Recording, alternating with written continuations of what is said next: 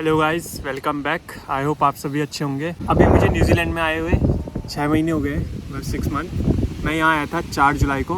तो इस वीडियो में मैंने सोचा कि ये बता दूँ कि मेरा ये 6 महीने का एक्सपीरियंस कैसा रहा। तो ये वीडियो मेरे एक्सपीरियंस के ऊपर होने वाली है कि मुझे क्या क्या डिफ़िकल्टीज़ हुई। तो वीडियो शुरू करते हैं। तो शुरू से शुरू करते हैं। मेरा 12th हुआ था 2020 में और मैंने अपना 12th दिया था कॉमर्स प्लस मैथ्स के साथ। और मेरा पहला प्लान था कि जैसे ही मेरा 12th होगा तो मेरे को न्यूजीलैंड आना था। हमारा सबका प्लान यही था, 12th जैसे ही कंप्लीट हो जाएगा इंडिया से, उसके बाद आगे की कॉलेज वगैरह यहीं से करना है। पर जैसे ही मेरे एग्ज़ाम चल रहे थे, मेरे लास्ट के 2 एग्ज़ाम रह रखे थे और तब तक कोरोना आ गया। फिर मेरे 2 एग्ज़ाम भी कैंसिल हुए और उसके बाद न्यूज़ आई कि न्यूजीलैंड ने भी अपने बॉर्डर्स बंद कर दिए, इंडिया ने भी, सारी कंट्रीज़ ने अपने अपने बॉर्डर्स बंद कर दिए। फिर मैं एकदम फंस गया था क्योंकि मेरा प्लान था यहाँ आने का। फिर मैं सोच रहा था कि अगर इंडिया में एडमिशन लूँ और फिर यहाँ के बॉर्डर्स खुल गए, फिर मैं यहाँ का रह पाऊँगा, फिर ना वहाँ का। तो मैं बीच में फंस गया था बहुत गंदी तरह से। तो मेरे जो सारे दोस्त थे उन्होंने सब ने एडमिशन वगैरह ले लिया और मैं कुछ नहीं कर रहा था। मैं सिर्फ वेट कर रहा था कि बॉर्डर्स कब खुलेंगे। और वेट करते करते ऑलमोस्ट 2 साल हो गया, क्योंकि जो पहले वाली वेव आई थी, तो जैसे ही वो कम हुआ तो मुझे लगा अब खुलने वाले होंगे, क्योंकि बहुत कम केसेस आने लग गए थे और सब कुछ नॉर्मल होने ही लग गया था। फिर जैसे ही लगा कि अब बॉर्डर्स खुल जाएंगे, वैसे ही सेकेंड वेव आई और सेकेंड वेव इतनी गंदी आई कि फिर कोई चांस नहीं लग रहा था कि अभी इतनी जल्दी कोई खुलने वाला है। तो फिर पूरे 2 साल मैंने सिर्फ घर में वेट करे और कुछ सर्टिफिकेट वगैरह के कोर्स करे, ताकि गैप वगैरह का कोई सीन ना हो। क्योंकि जब आप वीज़ा डालते हो तो पूछेंगे कि तुमने इन सालों में, जब आपका 12th हो गया उसके बाद क्या किया या कुछ भी। तो मुझे कोई लफड़ा नहीं चाहिए था, तो मैंने कुछ भी सर्टिफिकेट के कोर्स करते रहा। 2 साल तक मैंने वही करे। और फिर लास्ट ईयर जब न्यूज़ आई कि बॉर्डर्स खुल गए, तो मैंने अपने सारे डॉक्यूमेंट्स वगैरह इकट्ठे करे, IELTS वगैरह और अपना मेडिकल वगैरह सारा करके। तो मेरी दिसंबर में फ़ाइल लॉन्च हुई थी 5 दिसंबर को। और उसके बाद सिर्फ वेट करना था कि कब तक वीज़ा आएगा। और जब मैं ऑनलाइन देख रहा था न्यूजीलैंड की वेबसाइट पे, फैमिली वीज़ा है वो कितने टाइम में अप्रूव हो रहा है, तो उसमें ये था कि 90% वीज़ाज़ 18 मंथ्स में कंप्लीट हो रहे हैं। तो मेरी और फट गई, क्योंकि 2 साल मैं पहले से ही वेट कर चुका हूँ। और फिर 2 साल, ऑलमोस्ट 2 साल ही हो गए, 1.5 साल पूरा। तो 1.5 साल में और वेट नहीं करना चाहता था। मैं चाहता था कि जल्दी से जल्दी आए। तो मैं रोज़ उनकी वेबसाइट पे जा रहा हूँ, चेक कर रहा हूँ कि टाइमलाइन कम हुई या कुछ है, पर नहीं। फिर मेरा और ज़्यादा दिमाग ख़राब हुआ और वेट इतना गंदा लगता है वेट करना। और डर ये था कि अगर वीज़ा नहीं आया तो फिर क्या करूँगा, क्योंकि मैं ऑलरेडी अपने 2 साल बर्बाद कर चुका था। मेरे सारे दोस्त अपने सेकेंड ईयर में पहुँच गए थे और कॉलेज के, और मैंने अभी कॉलेज शुरू भी नहीं करा था। फिर ऑलमोस्ट 5 महीने बाद मई 23 या 24 को मेरे को इमिग्रेशन एडवाइज़र का फ़ोन आता है कि अपना पासपोर्ट दिल्ली भेजो, क्योंकि मेरी फ़ाइल प्रोसेस हो रही थी। तो उन्होंने मेरा पासपोर्ट मांगा वेरिफिकेशन के लिए। तो उस टाइम मुझे खुशी हुई, क्योंकि मुझे लगा चलो मेरी फ़ाइल चल रही है। क्योंकि पहले ये था कि बहुत सारी फाइलें वगैरह पड़ी हुई है 2 साल से पेंडिंग। मेरे को लगा था मेरा नंबर पता नहीं कभी आएगा, क्योंकि मेरे से पहले बहुत सारों ने अपनी फ़ाइल लॉन्च करी होगी, तो पहले उनको प्रायोरिटी दी गई होगी। पर जैसे ही 5 महीने बाद मेरा नंबर आ गया तो मुझे एकदम खुशी सी हुई।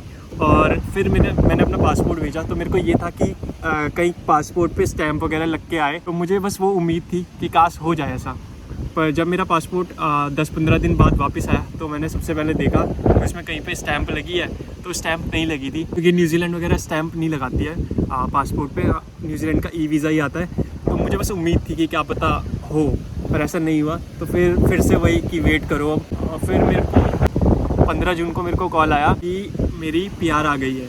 और उस टाइम बहुत ज़्यादा खुशी हुई, बता नहीं सकता मैं कि कैसा फील हुआ था कि चलो अब वेट नहीं करना है, अब हो गया है सब कुछ, अब बस टिकट बुक करनी थी और फिर यहाँ आना था। फिर मैं टिकट बुक करी, तो वो आई थी, मेरी टिकट थी 4 जुलाई की। 2 को मैं शायद रात को निकला था अपने यहाँ से, 18 घंटे की ऐसी कुछ फ़्लाइट थी मेरी। तो मैं यहाँ आया 4 जुलाई को। और उसके बाद का एक्सपीरियंस बताता हूँ कि कैसा रहा। तो सबसे पहला है कि इस कंट्री में बहुत ज़्यादा शांति है। यहाँ तुम्हें शोर शराबा वगैरह कुछ नहीं सुनाई देगा। तो मेरे को थोड़ा अलग लगा, क्योंकि ऋषिकेश में जहाँ से मैं आया, वहाँ बहुत ज़्यादा टूरिस्ट वगैरह है। तो वहाँ बहुत ज़्यादा शोर शराबा, हल्ला उल्ला चलता रहता है, गाड़ी का शोर, हॉर्न वगैरह। तो यहाँ हॉर्न माना ऐसा है कि जैसे आप किसी को गाली दे रहे हो कि तूने गलती करी है, उसको बताने के लिए कि तू गलत कर रहा है।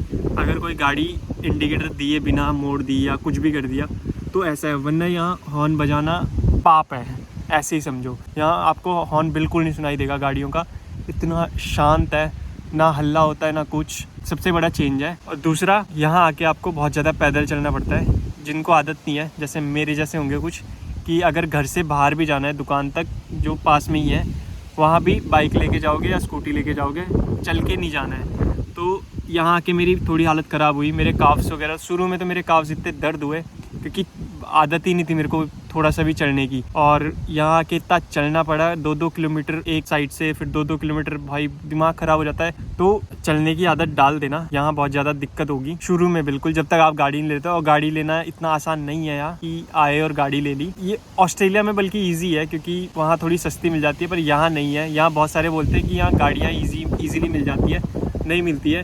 अगर आप 2-3 हज़ार में देखोगे गाड़ी तो ऐसी मिलेगी, या तो उनका वॉफ नहीं होगा, और अगर बिना वॉफ के आप चला नहीं सकते रोड पे, या तो एकदम ख़त्म गाड़ी होगी, तो उनको लेने का कोई फ़ायदा नहीं होता है। तो शुरू में आप बिल्कुल मत सोचना कि जाते ही गाड़ी ले लेंगे, टाइम तो लगेगा गाड़ी लेने में। तो आप पैदल ही जाओगे तब तक, और बस से ही जाओगे या तो, उसके अलावा कोई वो नहीं है। और ऊबर बहुत ज़्यादा महंगी है, अगर थोड़ा सा भी पास में जाना है तो $15 $20, इससे नीचे नहीं होता है।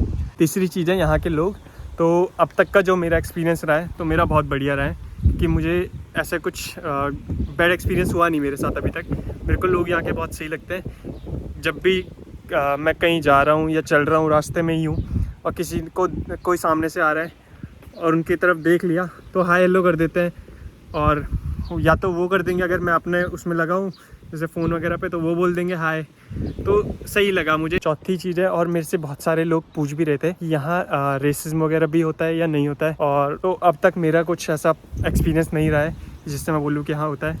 पर लोग बोलते हैं कि उनके साथ काम में होता है, पर मुझे नहीं लगता वो रेसिज्म है, क्योंकि ऐसा होता है हमें आदत होती है, जैसे किसी ने कुछ काम दे दिया, तुम्हारे सीनियर ने कोई काम दे दिया तो हाँ बोल दो, उनको मना नहीं कर पाते हैं। तो गोरों का ये होता है, इन्हें फ़र्क नहीं पड़ता वो सीनियर है जूनियर है कुछ भी है। तो इनका ये है कि अगर उनको नहीं करना है या उनको वो काम पसंद नहीं है तो मना कर देंगे कि नहीं भाई मैं नहीं कर रहा ये काम। और हमारा ऐसा नहीं है, हमें चाहे पसंद हो या ना पसंद हो, तो हमारा ये होता है कि हाँ कर दूंगा ये वो। तो शुरू में मेरे को ऐसा कुछ पता नहीं था, तो शुरू में मेरे को अगर कोई काम दे देते मैं भी बोलता था ठीक है कर लूँगा, या मना नहीं करता था किसी भी काम के लिए। फिर जब बाद में पता लगा कि ऐसा कुछ तो है नहीं कि मना नहीं कर सकते, तो अब अगर मेरे को कुछ नहीं करना होता है तो मैं सीधे बोल देता हूँ नहीं मेरे को नहीं करना। तो हमें लगता है कि वो हमें ये काम दे रहे हैं और बाकियों को नहीं दे रहे, या गोरों को नहीं दे रहे, बस हमें ही दे रहे हैं। तो ऐसा नहीं है, अगर आप मना कर दो तो वो आपको फोर्स नहीं करेंगे कि करो। पांचवी चीज़ है इंग्लिश। जो कोई भी आएगा, मतलब कोई ऐसी कंट्री से आ रहा है जहाँ इंग्लिश नहीं बोलते, नॉन इंग्लिश कंट्री जैसे हम हैं, तो जो लोग भी इंडिया से आएंगे तो उनको शुरू में दिक्कत होगी ही होगी, और नॉर्मल है, तो ज़्यादा टेंशन मत लेना, क्योंकि मेरे साथ भी हुई थी। तो ये है कि इनका थोड़ा सा एक्सेंट का हिसाब अलग है, बहुत दिक्कत होती है, क्योंकि हमें आदत नहीं होती वो एक्सेंट सुनने की, हमें होती है एकदम नॉर्मल इंग्लिश सुनने की जो एकदम क्लियर हो, और इनकी होती है बहुत ज़्यादा शॉर्टकट, और ऊपर से ये ए और आई या ई और आई बहुत ज़्यादा वो करते हैं कन्फ्यूजन। तो शुरू में ऐसा लगा मुझे कि मुझे इंग्लिश आती भी है या नहीं आती है। मेरा ये हो गया था कि मैं सच में IELTS दे के आया हूँ या ऐसे ही आ गया होगा। शुरू में सबके साथ जो भी आएंगे तो उन्हें ये दिक्कत आएगी, तो टेंशन मत लेना, नॉर्मल है। फिर जैसे सुनते रहोगे फिर वो मेमोरी में बनता रहेगा, फिर नॉर्मल हो जाएगा, तो ज़्यादा टेंशन नहीं लेना, हो जाएगा सब कुछ। 6 चीज़ है पर्सनैलिटी। तो यहाँ आके जो मैंने खुद भी देखा है कि यहाँ आके थोड़ी बहुत पर्सनैलिटी चेंज हो जाती है। जैसे मैं बहुत इंट्रोवर्ट था पहले मतलब मेरे को बहुत अजीब लगता था, शर्म आती थी। जो भी इंट्रोवर्ट है वो समझ पाएंगे कि कैसा फील होता है किसी से खुद बात करने में, या कैसे भी जो भी। तो यहाँ की ये चीज़ चेंज हो जाती है, क्योंकि शुरू में होता है कि हम इंट्रोवर्ट क्यों होते हैं कि हमें लगता है कि सामने वाला क्या सोचेगा या जज करेगा ये वो।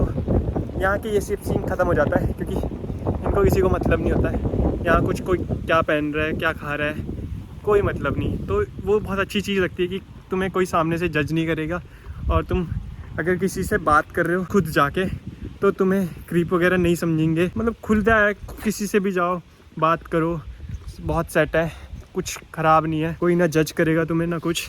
तो तुम्हारी जो पर्सनैलिटी है वो इवॉल्व होगी, और थोड़ा धीरे करके जो आपका इंट्रोवर्ट वाला सीन है वो ख़त्म हो जाएगा। तो पर्सनैलिटी को सही करने के लिए बहुत ज़्यादा अच्छी जगह है ये। तो मेरा ओवरऑल एक्सपीरियंस काफ़ी अच्छा रहा है और मुझे मज़ा आ रहा है यहाँ। तो कोई भी लोग जो सोच रहे हैं कि न्यूजीलैंड जाना सही है या नहीं है, तो बहुत ज़्यादा सही है। अगर आपको नेचर के पास रहना है तो ये कंट्री बेस्ट है, क्योंकि हमारे आसपास यहाँ पहाड़ है। ऐसा कभी कभी मुझे फील नहीं आता कि मैं बाहर आ रखा हूँ, क्योंकि जहाँ मैं रहता हूँ ऋषिकेश में, वहाँ भी यही था, आगे पीछे पहाड़, तो पूरा सेम वही वाइब है, बस यहाँ के लोग अलग हैं। तो बहुत अच्छी कंट्री है, पीसफुल। अगर किसी को ऐसी जगह पसंद है तो कंसीडर करना न्यूजीलैंड को। तो इस वीडियो को यहीं तक रखते हैं, मिलते हैं आपको नेक्स्ट वीडियो में। और बहुत सारे लोग मेरा इंस्टाग्राम का पूछ रहे थे कमेंट में, तो मैं यहाँ पे डाल दूँगा, ये साइड में आ रखा होगा। तो ये है मेरा इंस्टाग्राम। मैं कमेंट पे रिप्लाई नहीं कर पाता हूँ क्योंकि बहुत ज़्यादा टाइम नहीं होता है मेरे पास, तो मैं आपके और मैं इंस्टा पे कोशिश करता हूँ कि मैं सबके रिप्लाई दूँ। तो मेरे को इंस्टा पे मैसेज करना, उसमें मैं रिप्लाई कर दूँगा अगर किसी को कुछ क्वेश्चन वगैरह पूछने हो। मिलते हैं आपको नेक्स्ट वीडियो में, तब तक के लिए टेक केयर,